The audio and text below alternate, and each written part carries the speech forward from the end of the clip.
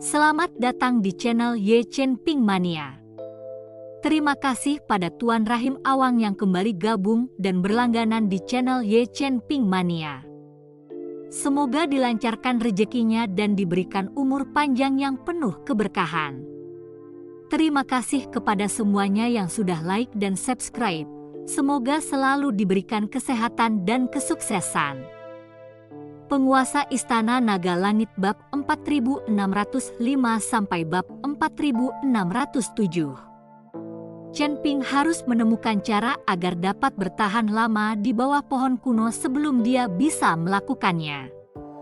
Agar tidak menimbulkan kecurigaan, Chen Ping menarik kembali kekuatan indera ilahinya sementara jiwa ilahinya kembali ke tempatnya, dan seluruh orang itu menatap pohon kuno di depannya dengan heran.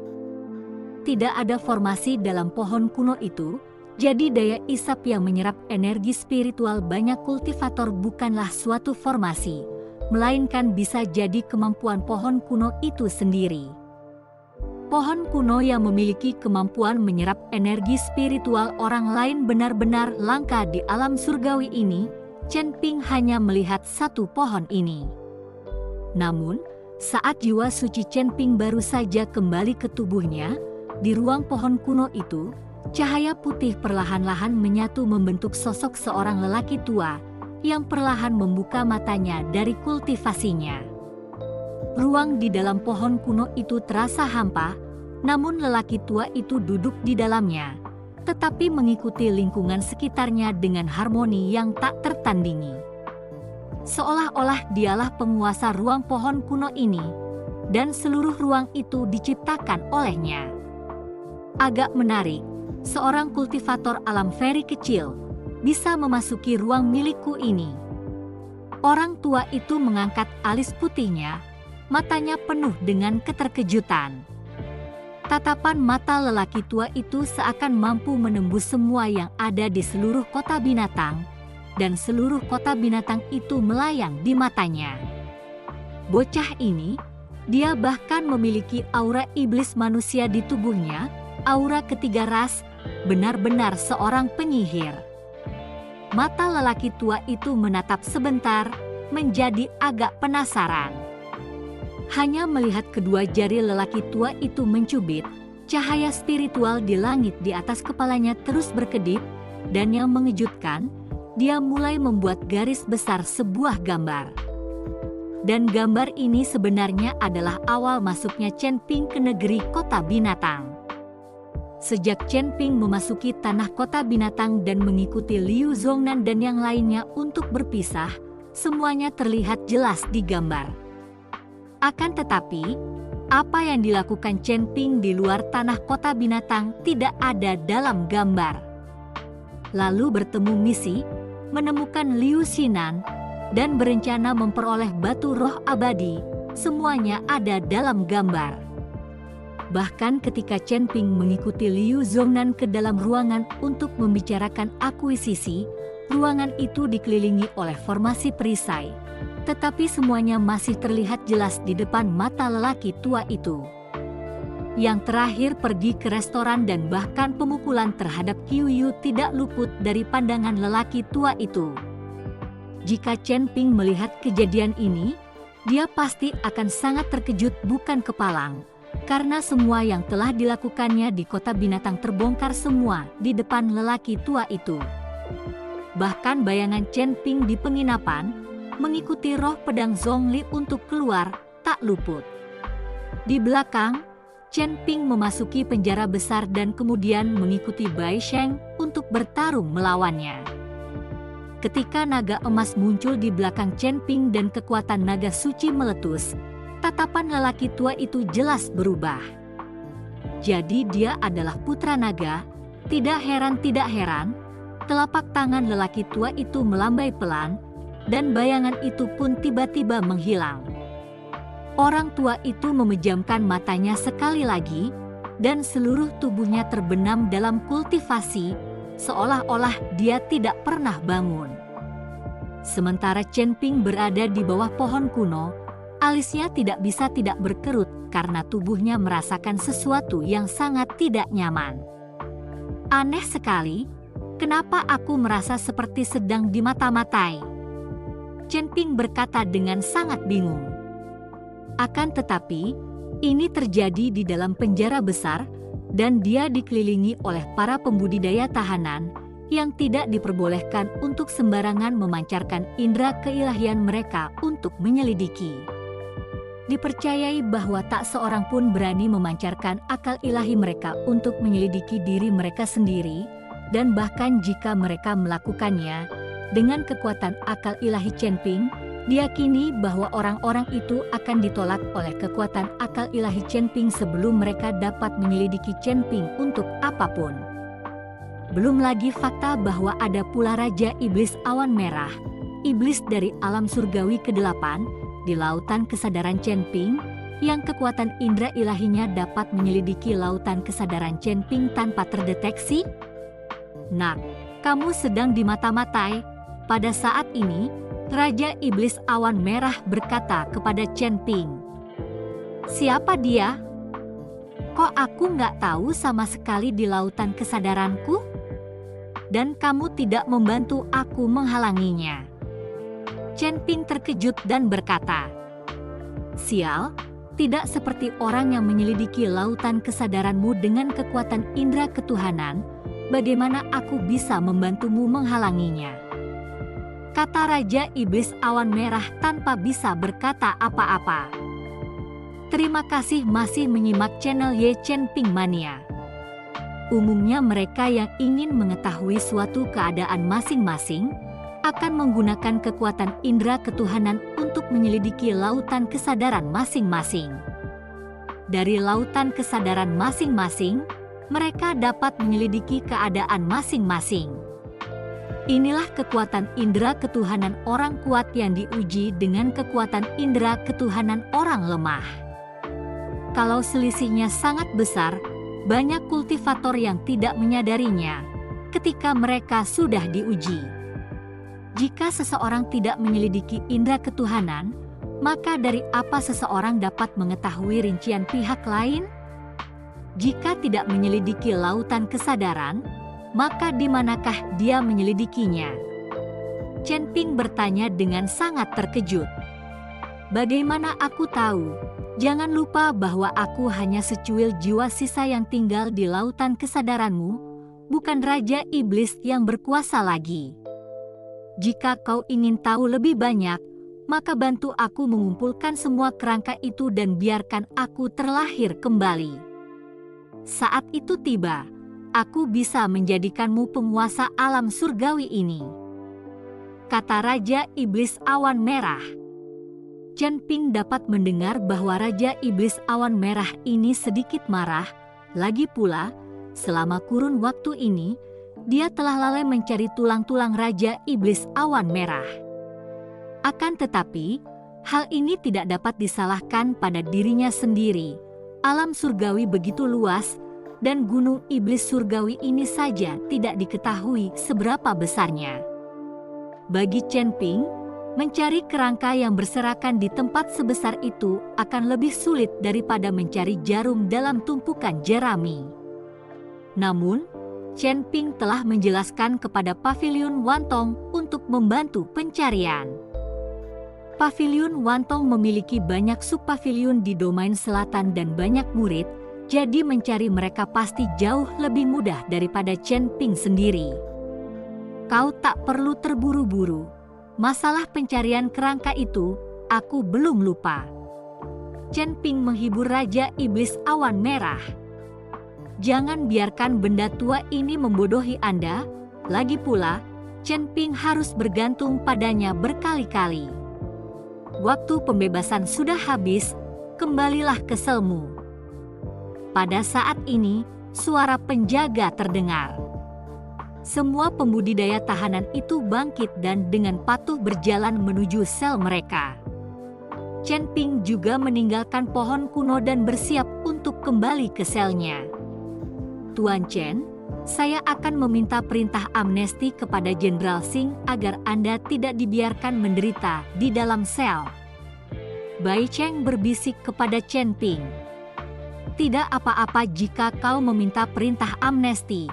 tapi jangan biarkan aku keluar, biarkan dia keluar," kata Chen Ping sambil menunjuk ke arah kakak dari adik bungsu yang tidak jauh dari sana. Bai Sheng meliriknya, lalu menganggukkan kepalanya dan berkata, "Baiklah, aku tahu." Chen Ping berjalan menuju sel, sementara saudara laki-laki dari adik perempuan termuda mengejarnya, sambil berkata dengan nada tidak senang, "Kakak ipar, mengapa kamu tidak membiarkanku pergi dan tinggal di bawah pohon tua itu? Aku juga akan melihat apa yang aneh di bawah pohon tua itu." "Tutup mulutmu, kalau mau keluar ikuti saja aku dengan jujur dan jangan banyak bicara." Chen Ping sangat tidak senang dengan hukuman yang dijatuhkan kepada saudara laki-laki dari adik perempuan yang termuda, yaitu sebagai saudara ipar. Kakak laki-laki dari adik bungsu melihat Chen Ping marah dan sangat takut hingga dia tidak berani berbicara lagi. Setelah kembali ke sel dengan jujur, Chen Ping sekali lagi mengeluarkan ramuan dan memberikannya kepada saudara laki-laki dari adik bungsu. "Makanlah obatnya, cepat sembuh, besok kamu sudah bisa keluar," Chen Ping berkata kepada saudara laki-laki dari adik perempuan termuda. Kakak laki-laki dari adik perempuan termuda juga tidak sopan, langsung melemparkan ramuan itu ke dalam mulutnya, lalu berkata dengan penuh semangat, "Bagaimana aku akan keluar besok? Apakah kamu yang akan membawaku keluar?" Setelah melihat kekuatan Chen Ping, saudara misi memiliki harapan besar agar Chen Ping dapat keluar dari penjara bawah tanah. "Tidak, besok seharusnya ada amnesti untuk membebaskanmu," kata Chen Ping. "Perintah amnesti?" Saudara misi terkejut. Itu adalah sesuatu yang hanya 3 jenderal binatang buas dari kota binatangnya memenuhi syarat untuk mengeluarkan perintah amnesti. "Apakah kamu juga mengikuti 3 jenderal binatang agung kota binatang? Aku tidak ada hubungan apa-apa dengan kalian, jadi jangan menebak-nebak, istirahatlah yang cukup, kamu akan pergi dari sini besok." Chen Ping menyuruh saudara misi untuk beristirahat dengan baik. Namun, tepat setelah mengatakan itu, lelaki kuat yang meringkuk di sudut, saat ini, tiba-tiba berlutut di depan Chen Ping, "Rekan Taois, bisakah Anda juga memberi saya perintah amnesti sehingga saya juga bisa dibebaskan? Jangan khawatir, setelah aku keluar, bahkan jika aku harus bekerja untukmu sebagai seekor sapi, aku akan tetap membalas budimu. Kamu anjing beruang, apa urusanmu dengan sapi dan kuda?" Kakak laki-laki si bungsu menoleh ke arah lelaki kuat itu dan mencibir. Dengan adanya Chen Ping, saudara laki-laki misi tidak takut pada pria kuat itu. Terima kasih masih menyimak channel Ye Chen Ping Mania. Pria kekar itu tahu bahwa adik bungsunya sedang mengejeknya, tetapi di hadapan Chen Ping, dia tidak berani berbuat apa-apa. Dia tidak peduli pada kakak laki-laki dari adik bungsu, tetapi menatap Chen Ping dan memohon dengan getir, "Rekan Taois, tolong bawa aku keluar bersamamu." Chen Ping menatap pria kekar itu dan mencibir, "Kenapa aku harus membawamu? Kita bukan saudara dan tidak punya persahabatan." Ketika lelaki kekar itu mendengar ini, dia buru-buru berkata, "Rekan Taois, aku juga punya seorang adik perempuan yang juga bisa kuberikan padamu sehingga kamu bisa menjadi saudara iparku. Sialan." Chen Ping terdiam beberapa saat. "Minggir, dasar beruang hitam besar, adikmu juga pasti tidak cantik, masih ingin merebut saudara iparku dariku." Kakak laki-laki dari adik bungsu itu menatap laki-laki kekar itu dan mengejek. Lelaki kekar itu penuh dengan wajah jelek dan getir, berkata, "Adikku memang tidak begitu rupawan, tapi aku juga punya rahasia yang ingin kukatakan padamu." "Rahasia apa?" Chen Ping menatap pria kekar itu. Orang kuat itu menatap ke arah kakak dari adik bungsu itu dan tidak berkata apa-apa. Kelihatannya ia takut pada kakak dari adik bungsu yang tahu. "Tidak apa-apa, katakan saja," kata Chen Ping. "Rekan Taois, aku tahu tentang tambang pembuluh darah roh batu roh abadi. Sekarang harga batu roh abadi sedang naik tinggi. Tambang pembuluh darah roh batu roh abadi ini adalah harta karun yang sangat besar. Sejujurnya, aku terjebak di sini karena aku membawa terlalu banyak batu roh abadi dan diam-diam menjualnya kepada pembeli pribadi. Jika kau mampu mengalahkanku, aku bisa memberitahumu lokasi tambang Spirit Vein, dan kita akan membaginya secara adil saat waktunya tiba." Pria kuat itu berbisik ke arah Chen Ping. Ketika Chen Ping mendengar ini, dia sedikit terkejut. Jika dia benar-benar mengetahui tentang tambang Vena roh batu roh abadi, itu akan menjadi sumber daya yang sangat besar. Akan jauh lebih cepat daripada memperolehnya sedikit demi sedikit dengan koin roh emas violet. Hanya saja, Chen Ping tidak tahu apakah yang dikatakan pria kekar ini benar atau tidak. Jangan bicara omong kosong di sini, di mana di seluruh kota binatang ada tambang urat roh batu roh abadi. Semuanya sudah lama ditambang. Hanya ada sedikit-sedikit batu roh abadi yang tersisa. Semuanya tergantung pada keberuntungan untuk mengambilnya. Bagaimana mungkin masih ada tambang pembuluh darah roh batu roh abadi? Jika memang ada, orang-orang dari istana Tuan Kota pasti sudah mengirim orang untuk menempatinya sejak lama. Saudara Misi mendengus dingin, sama sekali tidak mempercayai apa yang dikatakan orang kuat itu. Lagi pula, dia sudah tinggal di sini dalam waktu yang lama dan belum pernah mendengar orang lain membicarakan keberadaan tambang Vena roh ini.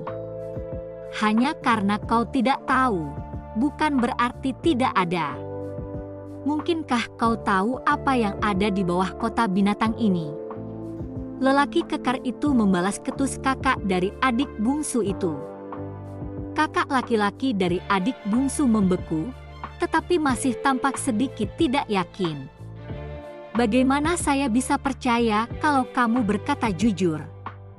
Chen Ping bertanya sambil melihat ke arah pria kuat itu. "Rekan Taois, kamu bisa keluar dan memverifikasi. Namaku Xiong Chuo. Nama saudara perempuanku Xiong Ying. Kali ini ketika aku memasuki kota binatang untuk berdagang di dalam kota, hanya aku sendiri. Setelah kamu keluar, aku akan memberimu sesuatu untuk dipegang. Kamu pergi ke saudaraku. Saat itu dia akan membuatmu percaya bahwa apa yang aku katakan adalah benar." Xiong Kuo berbisik kepada Chen Ping. Chen Ping memperhatikan penampilan Xiong Chuo dan tidak terlihat seperti dia menipu dirinya sendiri. Jadi dia menganggukkan kepalanya dan berkata, "Baiklah, selama kamu tidak menipuku, aku akan mengeluarkanmu dari dalam penjara bawah tanah." Teman Taois, jangan khawatir. Aku sama sekali tidak menipu kalian. Ini adalah liontin giok yang kubawa. Kamu ambil liontin giok itu dan pergilah 100 mil ke arah barat daya di luar kota binatang. Kamu akan melihat sebuah pohon besar. Kakak perempuanku akan menunggumu di dalam lubang pohon itu. Asalkan kau memberikan liontin giok ini padanya, lalu menjelaskan situasinya padanya, dia akan bisa membuktikan bahwa perkataanku itu benar. Xiong Gao menyerahkan liontin giok kepada Chen Ping dan berkata, "Bagus." Chen Ping mengangguk dan mengambil liontin giok itu. Kakak laki-laki dari adik bungsu yang ada di samping tampak sedikit gugup. Lagi pula, dia tidak bisa mengeluarkan apapun. Akankah Chen Ping tetap menyelamatkannya? Dia hanya punya satu saudara perempuan, tapi orang lain yang mempunyai saudara perempuan sendiri mengikuti nadi roh batu roh abadi dan dibandingkan dengannya, itu sama sekali tidak ada nilainya. Jangan khawatir, aku akan membiarkanmu keluar lebih dulu besok. Chen Ping menatap wajah takut kakak dari adik bungsu dan berkata sambil tersenyum tipis. Setelah berkata demikian, Chen Ping pun pergi beristirahat, dan kakak dari adik bungsu pun ikut merasa lega. Bersambung.